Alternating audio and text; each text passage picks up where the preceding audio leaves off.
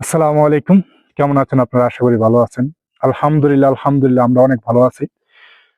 আল্লাহ পাকের কাছে লাখ কোটি শুকরিয়া যে আল্লাহ পাক এত জায়-জামেলা থেকে মক্কা শহরে অনেক জায়-জামেলা চলতেছে। এত জায়-জামেলা থেকে মানে বাছাই কইরা এত সুন্দর একটা জায়গায় আমাদেরকে নিয়ে আসছে।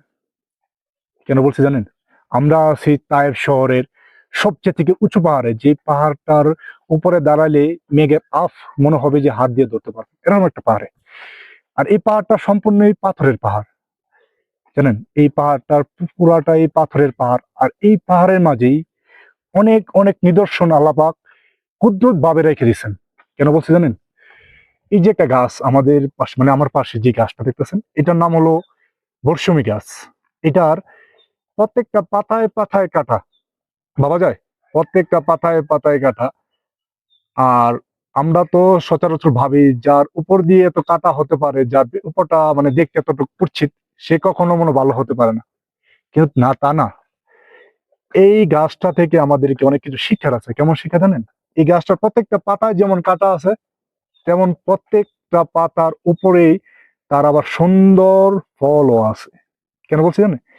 এই যে এইগুলো দেখছেন, এটা হচ্ছে ফল। আর এর পাশে আছে কাঁটা।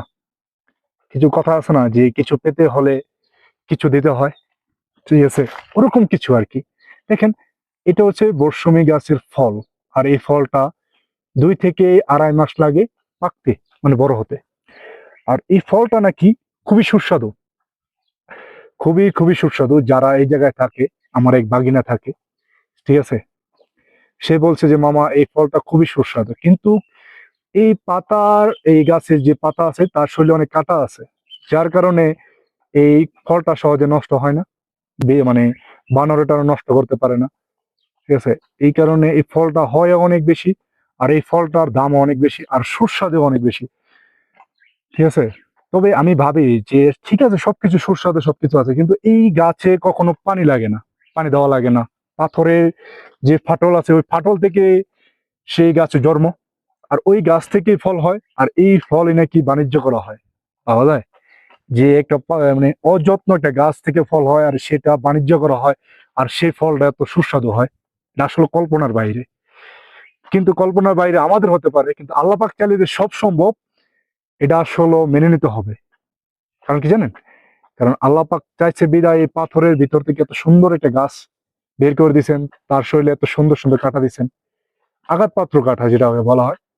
আর তার চেয়েও বড় সুন্দর একটা ফল দিয়ে দিছেন। আর এই ফলেরও খুব সুস্বাদু দিয়ে দিছেন। তবে এই জায়গায় আসার পরে অনেক কিছু শিখতে পারলাম, অনেক কিছু জানতে পারলাম যে আল্লাহর যে নিয়ামত